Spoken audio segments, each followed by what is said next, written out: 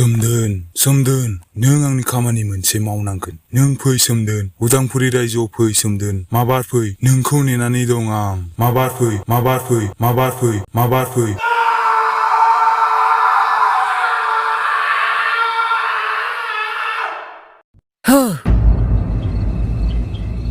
उफ गसाय मा जाखो आंजों राजानि सिमांखौ मायापुरनिफ्राय नागिरना फैनायनिफ्रायनो मा जाखो आंजों बे मोनसे सिमांखौनो जावले नुगासिनो आं उन्दुनो सुख मोनथाराखैसै आं दामानि सोमदोना हराव उन्दुनो सुख मोनाखिसै सामफ्रामबो बेबायदिनो गिथाव बाथाव सिमां नुबाय थायो सिखारना बियो बायजोआव ओंखारलाङो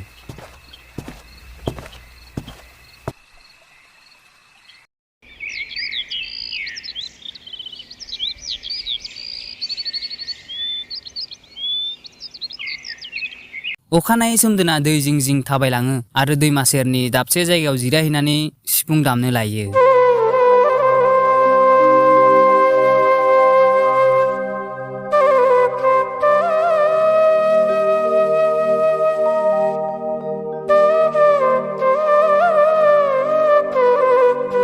सिफुं दामनायखौ खोनानानै सासे नास्रि सिख्लाया दै सिंनिफ्राय ओंखारबोबाय आरो बुंबाय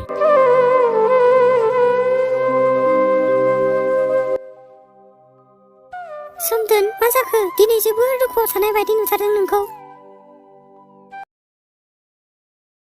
रैरुब आंखौ सासे मानसि सिमाङाव फैनानै मोनसे बाथ्रा बुंबाय थायो गोबाव सम जाबाय मोजाङैनो उन्दुलांनो मोनाखै आं बे नास्रि सिख्लाखौ सोमदोना सानसे ना सारग्राफोरनिफ्राय रैखा खालामदोंमोन बे खालिनिफ्रायनो सोमदोनजों नास्रि सिख्लाजों मोजां लोगो सोमदोन नोंहा मा जेंना दं नों आंनो खिन्थानो हागोन सासे मानसिया आंखौ नुफा माफा फैनानै बुंफैबाय थायो उदांफुरि गामियाव फै बुंबाय थायो उदांफुरि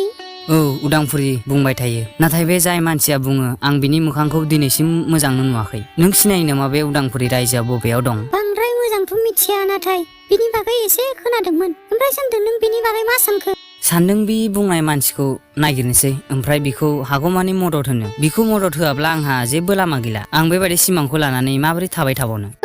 नोंनि बिदि खालामनायानो मोजां जागोन आं सासे जोबोर गिदिर साधुखौ मिथियो नों बिनाव थांब्लानो बे रायजोआ बबेयाव दं बिनो खिन्थानो हागोन बियो जोबोर नायखांनो गोरों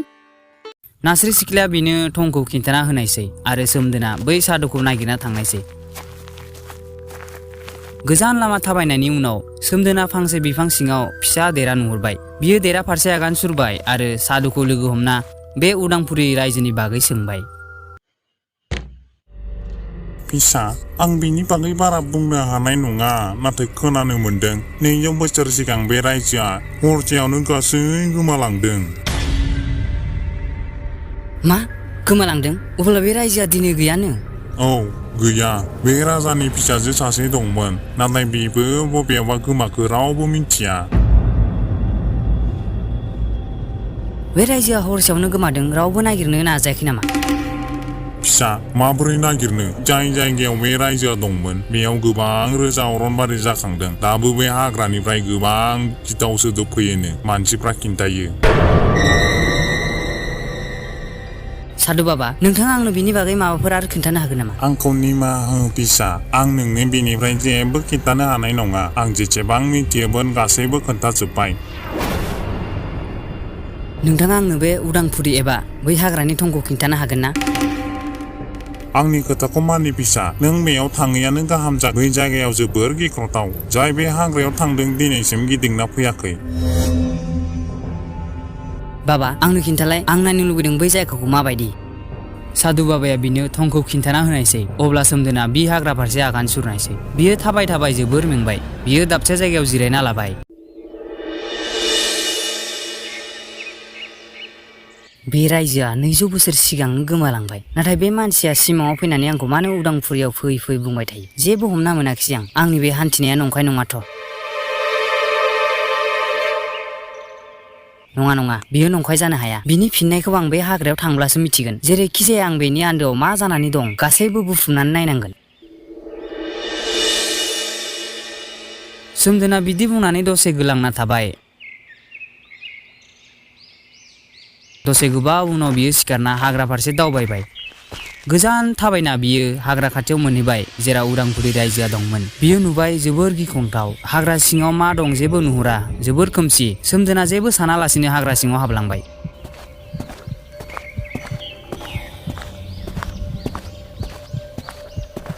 सादुनि बुंनाय बादिब्ला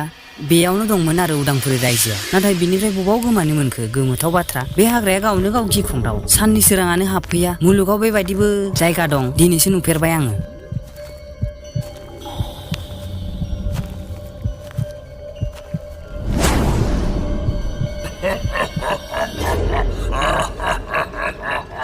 ओइ मानसि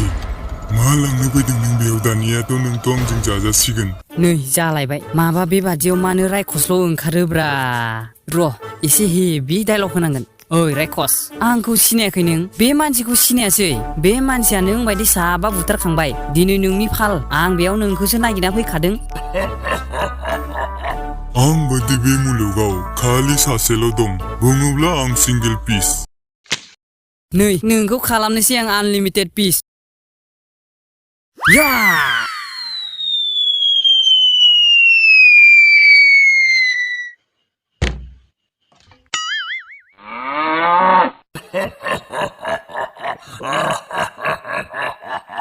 मोस्रोम हरनाय बादिबो नाङासै गैला दानाबा खारनांसिगोन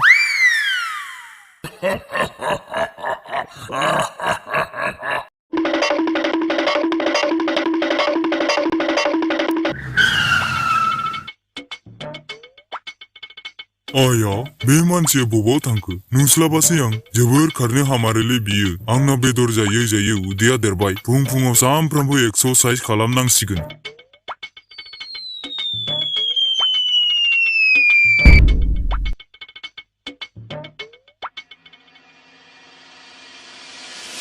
दानिया नोरोगाव एक्सारसाइज खालामोना 200 साइज खालामबाय थादो सोमदोना नुबाय थैनाय रायखसा गोमोरलांबाय आरो रायखस गोमोरनायाव मोनसे गल सोरखि बादि बेसाद जाखांबाय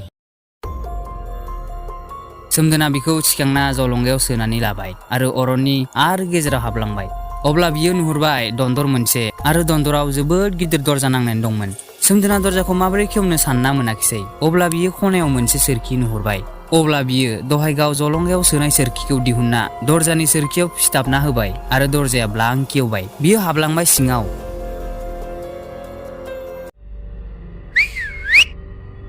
सोर दं बेयाव खाथियाव नुजाफै अब्ला सोमदोननि खाथियाव सासे सिनाय मोनै मानसि नुजाबाय नोंथाङा आं अबावबा नुनाय बायदि मोनदों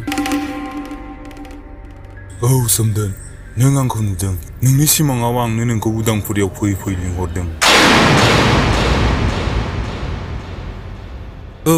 नोंथाङानोमोन नाथाय नोंथाङा आंखौ बेयाव मानो लिंहरदों बे उदांपुरि रायजोआवथ' 200 बोसोर सिगांनो गोमालांबाय अब्ला नोंथाङा आंखौ बेयाव मा जाहोनाव लिंहरदों बे उदांपुरिखौ नोंसो लाबोफिननो हागोन सोमदोन बे सावनिफ्राय जोंखौ नोंसो उदां खालामनो हागोन सोमदोन जोंखौ रैखा खालामदो सोमदोन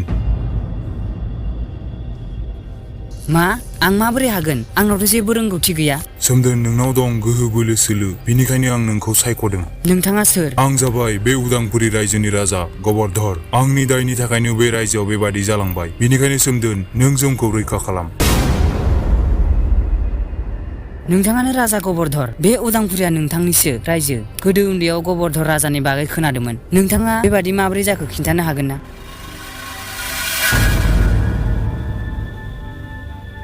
बै समाव आंनि रायजोआ जोबोर समायना रमायना जेनिबो आंखाल गैया नाथाय सानसेखालि सासे बिबायारि साधुआ आंनि रायजोआव फैदोंमोन आरो आंनि खाथियाव बिबायदोंमोन महाराजा हरदो आं गोरिबनो गरनैसो खावरि सोर हाबनो होखो बे बिबायारिखौ बेयाव बदलाना आं बेखौ बायजोआव महाराजा जानानै बेबादि बाथ्रा बुंनो समाया नोंखौ बेनि बिदि बुंनायाव जोबोर रागा जोंना आं बिखौ नारनानै होबाय अब्ला बे बिबायारियाबो रागा जोंना जोबोर गिदिर साव होबाय नों नोंनि धोनखौ लानानै जोबोर दुगादोंना थां आं नोंनो साव होदों नोंनि बे रायजोआ दानो गोमालांगोन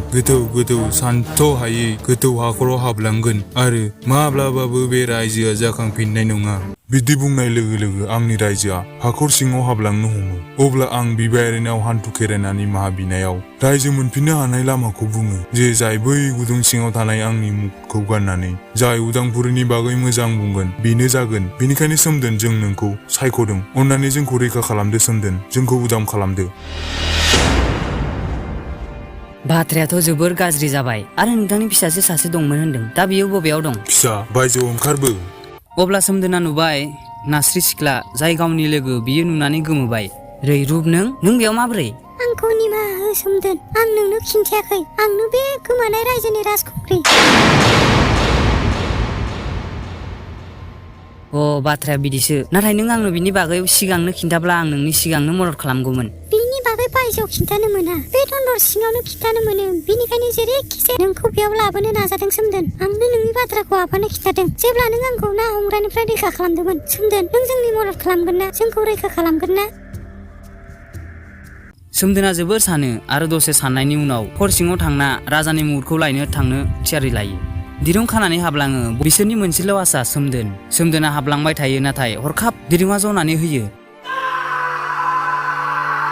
गैला बयबो जोबोद दुखु जायो बयबो सोमदोनखौ थैबाय सानबाय नाथाय दसे उनाव गोमोथाव जाथाय जाबाय हाफ्रा मावग्लुंनो हमबाय रायजोआ नुजाफिननो हमबाय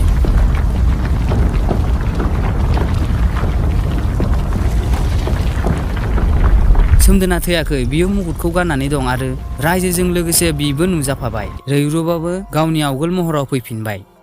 उदांपुरि रायजोआ थारैनो उदां जामारबाय गबर्धर राजाया फिसाजो रैरुखौ सोमदोनजों जुलि होनायसै आरो रायजोखौ सोमदोननो होनायसै